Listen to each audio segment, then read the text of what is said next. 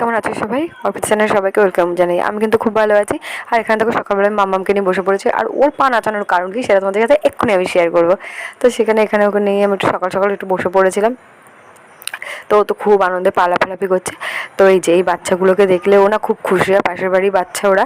তো ওরা হলো বুনু বুনু করে ওর সাথে কথা বলে ও যে কী আনন্দ পায়, মানে সারাদিন আমি ওর সাথে খেলাধুলা করলেও ওকে আদর করলেও এতটা আনন্দ পায় না। এই বাচ্চাগুলোকে দেখলে যতটা আনন্দ লাগে। তো তারপরে এখন মাম্মামকে আমি কোলে নিলাম, কোলে নিয়ে একটু রিলস বানিয়ে নিচ্ছিলাম। তো সেটাও আমি তোমাদের সাথে রিলসটা শেয়ার করব।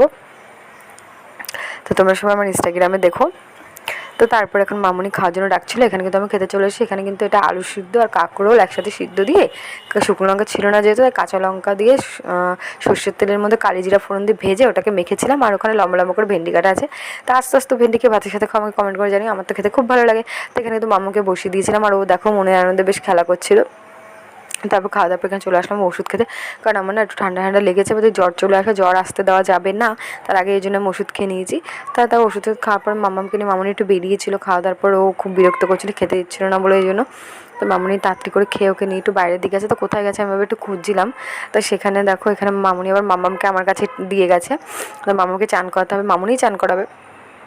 তো ওই জন্য ওকে চান ধান করিয়ে নিয়ে তারপরে আমিও এদিকে চানটা কমপ্লিট করে নেব। তো মামুনিও জল টলগুলো রেডি করছে, জল গরম করছে, মানে গরম জল মানে ঠান্ডা জলে দিলে না ও খুব চিৎকার করে, তাই হালকা উষ্ণ একটু গরম একটা ভাব নিই জলের, যাতে চান করতে সুবিধা হয়। তো এখানে চান দান করে আমি কিন্তু রেডি হয়ে নিয়েছি, দেখো রেডি হয়ে নিয়েছি। আর একটু ঠান্ডা লেগে গেছে, তোমাদের তো শেয়ার করলাম, তোমাদের বললাম যে ঠান্ডা লেগেছে। তো তারপর রান্নাঘরে চলে আসলাম। আর এদিকে ঠান্ডা লাগলেও কিন্তু ওষুধ খেয়ে নিতে হবে, জ্বরটা না আসে। তার কারণ হলো জুতো সেলাই থেকে চণ্ডীপাড়া অবধি সব কিন্তু আমারই করতে হয়।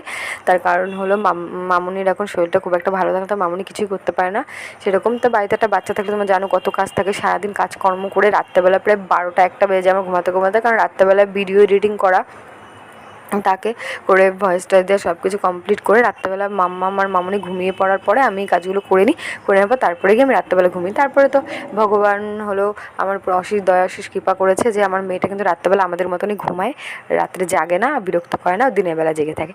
তাই একটু ঘুমাতে পারি রাত্রেবেলায়, ওই জন্য কোনো একটা অসুবিধার সময় হয় না। কিছু কিছু বাচ্চা আছে রাত জাগে, এরকম রাত জাগলে কিন্তু আমার কপালে খুবই কষ্ট ছিল।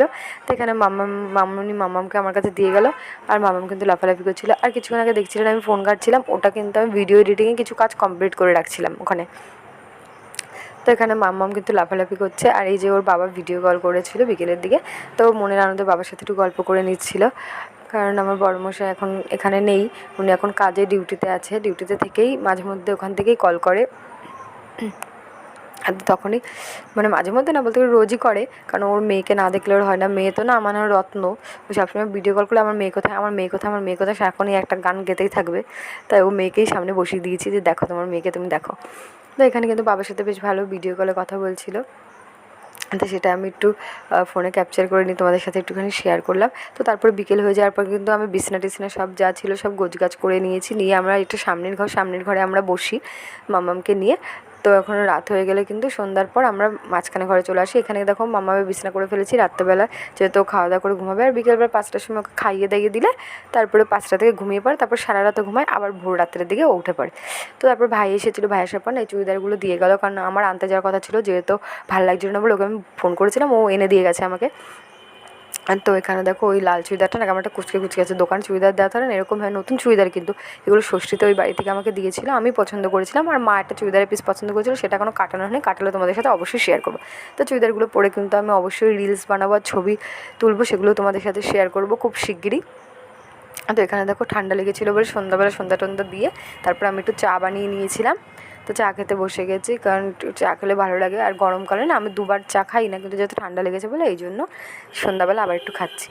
তো আজকে ব্লগটা দেখা হচ্ছে পরের একটা ব্লগে, বাই।